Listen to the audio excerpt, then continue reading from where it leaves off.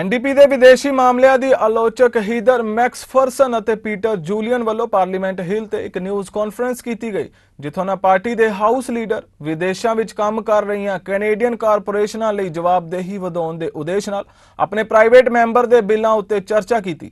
Today, I tabled Bill C-263, the Responsible Business Conduct Abroad Act.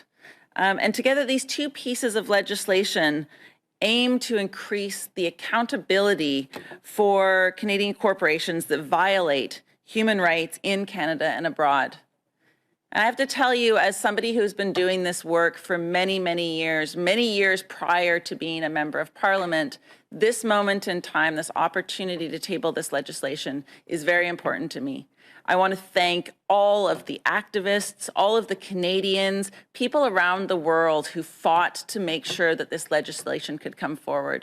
It's vitally needed. And the decades of effort that so many people have put in accumulates in the legislation that we were able to table today.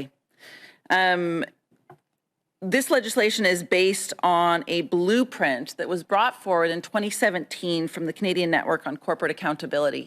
And I want to thank them for their efforts and their work to make sure that Canadian mining companies are held to account overseas.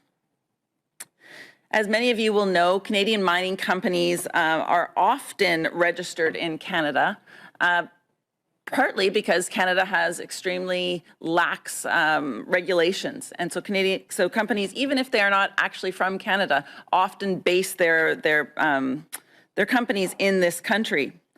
And then when we look at the situation where many countries where mining happens abroad have poor democracies, have weak human rights protections, workers and communities are violated.